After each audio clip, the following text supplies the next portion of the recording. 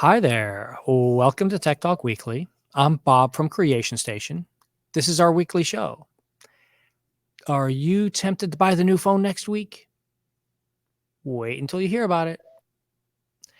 Every week, we go about 20 minutes. We cover 3 to 4 interesting tech stories, give you a fun library fact, and send you on your way. As always, if there's a story you'd like us to cover, Creation Station at broward.org comes right to us, and we'll be putting it on. We have Bryan Simpson from the North Lauderdale Library, where we have Creation Station Science out there. How are you doing, Sir Bryan? Doing great. Can't complain. How's it going? How's the branch out there? Branch is doing well. We got started back up the STEM club. That's been going pretty good. Doing little things here and there, twice a month. Getting That's the awesome. kids out, trying to draw more kids if possible. But it's If you getting haven't been to the North Lauderdale branch, it is right across the street from a charter school. there. And right now, Bryan is about to be inundated, or he probably already is, aren't you? Yeah. Yeah. As I realized, no, wait, those kids are already in that room. Yeah. So they're having fun. Yeah, Yeah, they enjoying themselves. that's a great thing. We've got some good stories to talk about, as always, this week. Getting started, let's talk about that phone thing. So, Yeah. Bryan, how often do you change your phone? Personally, me, every 3 to 4 years, when the upgrade comes available, I wait an extra year just in case. Because Yeah. as long as my phone's working, I see no problem with it. As long as it gets software updates and it's not crashing, I'm good to go. And that is exactly what one of the good things about this article talks about.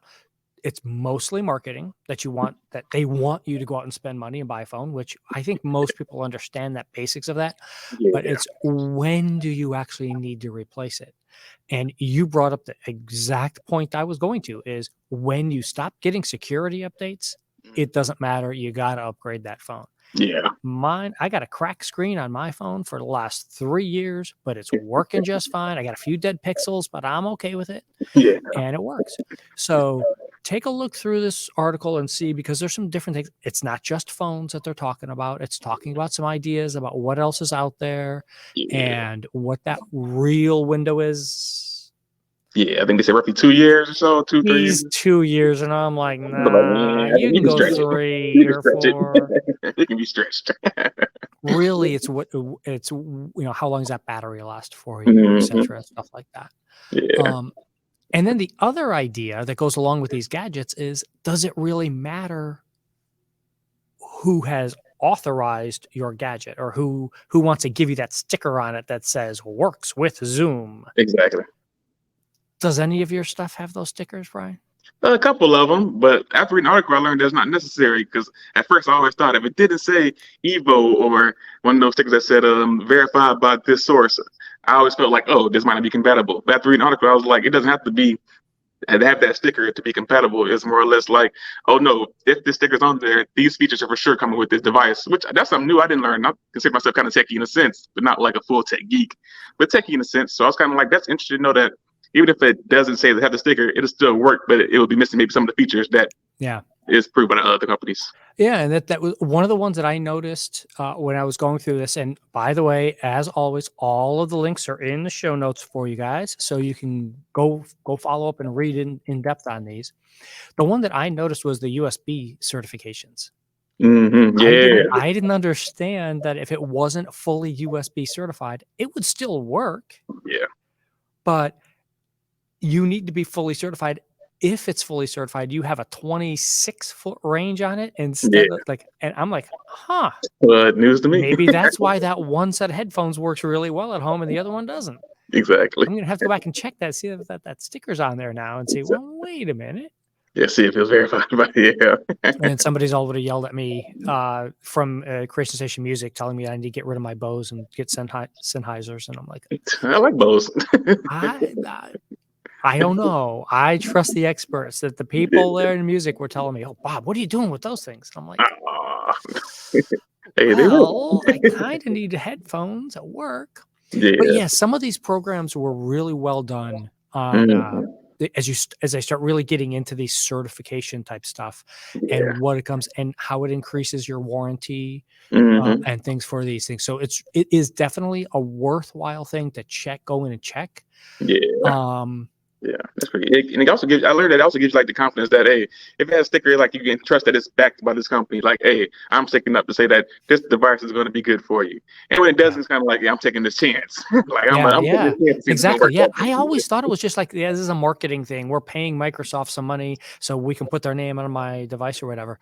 I didn't Yeah, realize, like, the other example, if it's a Google certified webcam, it has to be streaming in less than 2 seconds. yeah, From yeah. firing up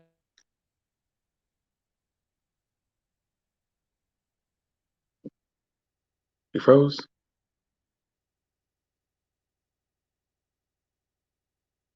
Wait, did I freeze? to going, you have to, you don't Okay, get to there he is. He's coming back. okay, Okay, okay. I'm good. back. Okay, I'm sorry. Yeah, no, I think that was on our end. I think the whole building here, I'm not even on Wi-Fi, and all of our internet seemed to go out for a second. Oh man. Okay. Yeah. But the next story, there we go. Are we ready to live in space? Hey, if we can't even get the library to keep our internet on, what are we going to do with We're space, gonna do right? in space exactly. Um, so this is a new book that's coming out. It's by the author of Making New Worlds. It's all about the ethics of human settlement out in space, whether that's on space station or out on Mars, etc., and talks about some of the ideas. Mm-hmm. Yeah. So when So I, you I got $2 million floating around, Brian, to hop on and go move? oh, not at all. Yeah, I did see the part where Elon Musk was like, "Oh yeah, we'll let you take out a loan for $200,000 to move to Mars, and we'll just let you work it off." That sounds like a ploy. That sounds so Oh, like a heck trap. yeah. Like, and I was like, "Hey, like I said, like we talked about before, I was like, this could remind me so much of like Futurama, but like a beginning version of Futurama, where it was like, let's move Yeah. everybody out of Earth to these Yeah. different planets and see how it works for everybody and see how society evolves that way." But like I said, it's like if you take the society we have here and move it somewhere else, it's not going to change. It's No, going to we need to evolve. fix society here before, and that's one of the things they talk about. It's Exactly. you.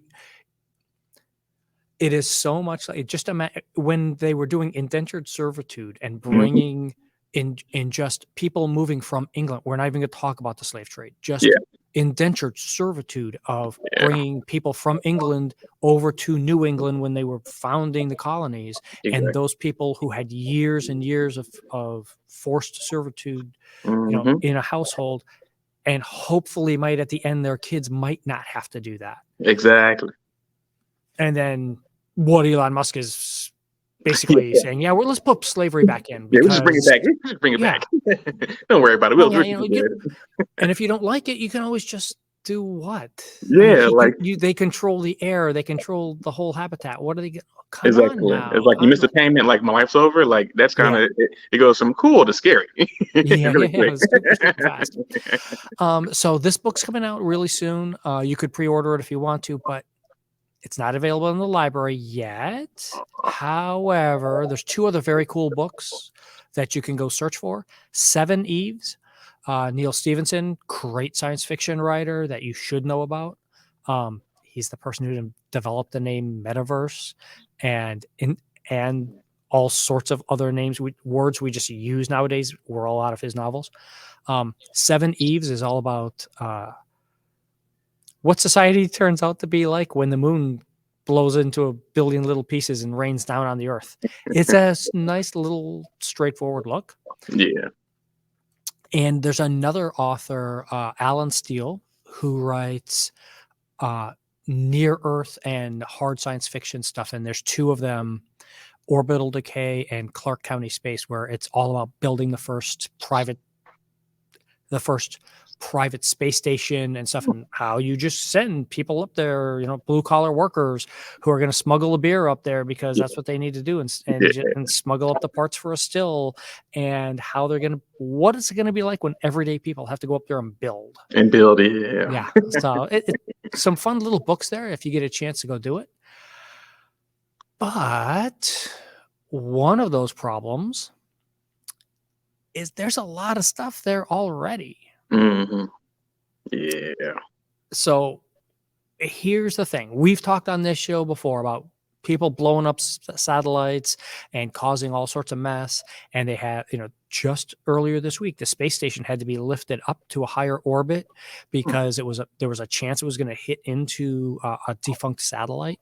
Ooh. So there's lots of things like that are out there. And they've done a big multi-year study on what's going on. All the results came out last week. And just for the United States stuff alone, you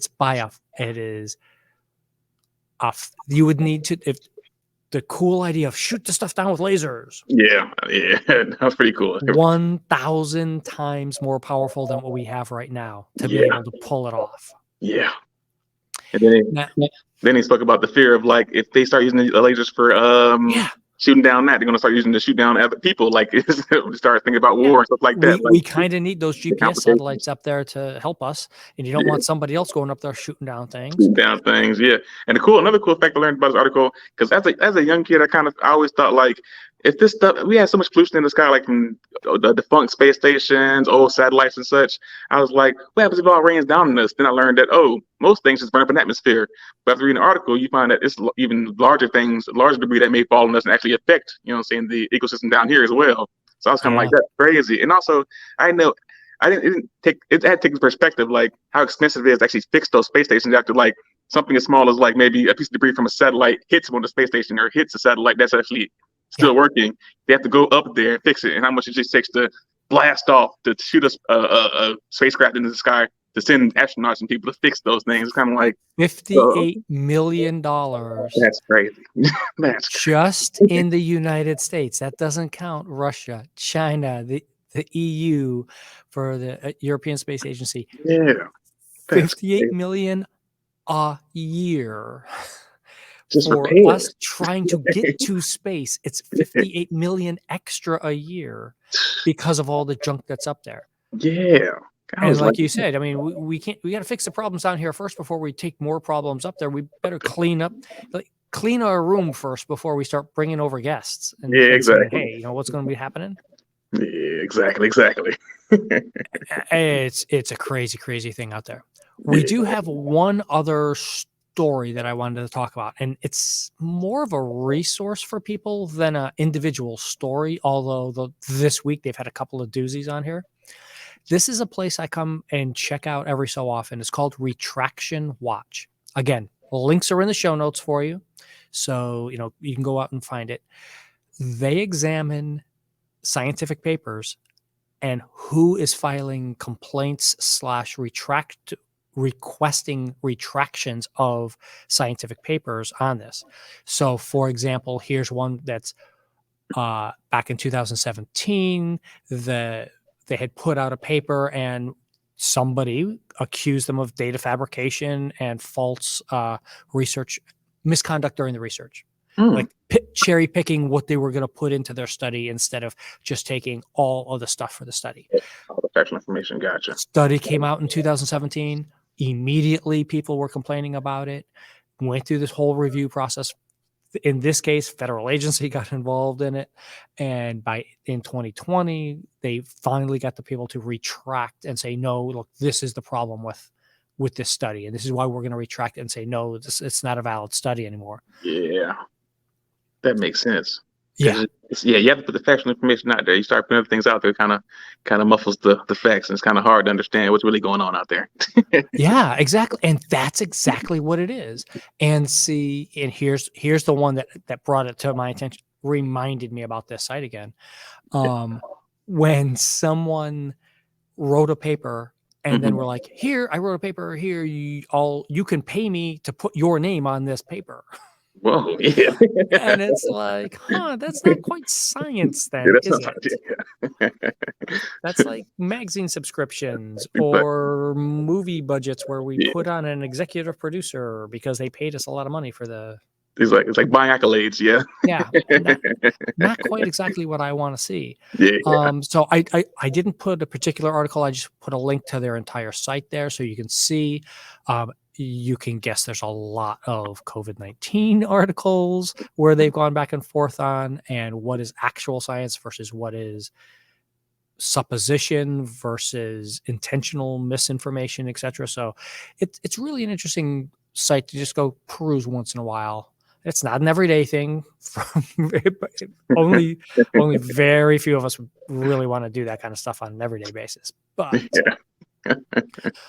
But I did want to get a chance to cover some of the stuff you're doing out there, Bryan. I'm going to go grab the list of things you gave me so I can drop those into the chat also. Okay.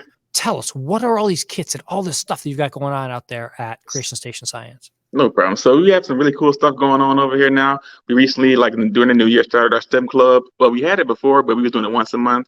But now we're trying to ramp it back up again. We started doing 2 a month, and now we started introducing some of the cool things we had that we didn't even know we had ourselves until we found looked into our closet. So, it seems we had that 3-year mess where we all seem to have like some vague things like, didn't we do something before then? Exactly. So yeah, we have these cool Kiva blocks. We actually have a program coming up soon with our Kiva blocks. I have a little diagram here. I know you can't see it really well, but you can use our blocks that we have, really create all these little really cool diagrams, really cool structures, very engineering kind of structures. And I find it interesting. We actually had a group come in. I came out last summer and play with them, and you'll be just like surprised at how like smart some of the young kids are and how like intuitive they are in regards to like how they build things. Like, is that even really like a house? It's like, well, it's my house. I'm like, I respect it. Like, and how tall they can build those things sometimes. Yeah, with the little small block, like the small little planks. Yeah, it's really cool. We also have these really cool 6-in-1 solar kits. Those are the coolest things. So cool. You can build like a plane, a boat, a dog that actually walks with these little solar kits, and you build them from the ground up. So you use the little solar panels, you build out the little small solar panels here, and then you also build out the little parts here in the gearbox. You have to build it yourself. So it really takes you from the ground up, gives you really easy instructions to do. And then also we kind of help the kids as well, guide them through it. I kind of commend myself being pretty handy myself. So it helps. My handiness. So yeah, I love doing stuff like this, especially when you can just see like the product come to life and actually it works when you finish it. That just brings me joy. And I've seen like kids smile when I was like, oh, look, Mr. Bryan is moving. I'm like, yeah, it's moving. Yeah. And some of the things we have here as well, we do have our snap circuits, which is really popular. We've had for a while as well. Kids love those.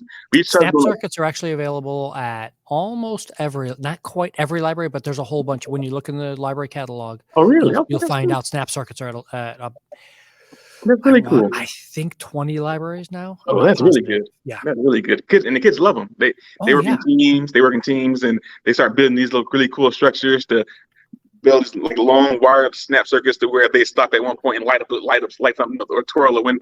You just leave them on a table unassembled, and how many adults just pause and like, wait, how does this work? But even the parents are going to be like, hold on, let me see real quick. It's like, it's a kids program. Hold on. Like, it's like, I love how these are these all ages things. Yeah, exactly. I love how on the box it says from 8 to 108. Like, if any age you can play with this thing and have a good time.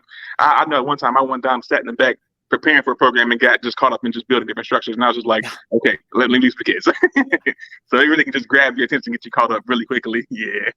And then my last thing I want to show as well are these really cool observer kits. Man, I want to talk about. You've got those DNA kits too. Oh, we're not going to cover everything. Cover the pollinators, and because we got to go. But I want them to see the pollinator kits. Oh, okay. So yeah, we have really cool pollinator kits. We actually have a garden on our library grounds, which you can actually use these on. They have really cool HD binoculars, really big, really cool HD binoculars that you can use to actually zoom in and look at wildlife in our plots in the back that are like growing really well. They have tomato plants, cabbage plants, stuff like that. And you can actually view like lizards, butterflies, moths, and see them close up and see like them in the actual environment, interacting with things, pollinating the flowers, helping them grow. So I've learned that like. And notice what Bryan just said. Everybody thinks about butterflies and bees as pollinators. Lizards, etc. They run from flower to flower. They're pollinators too. Exactly. There's all sorts of really cool stuff in there. Exactly. So down in North Florida, we have a lot of cool things. Like I said, I found out myself the last couple of days just looking through the closet. So we're excited to host a lot of these programs and get some of the stuff out to the kids. You still have that archaeology kit there too, I think. Yeah, we do. We have in that closet. Did they use them all up? I think I saw one back there. We don't have many left though. We don't have many left. Yeah. Oh man. I think it's like 3 or 4. You get to go in and dig out actual fossil. It's a really cool. It's really cool. You guys have some of the coolest stuff out there. Yeah.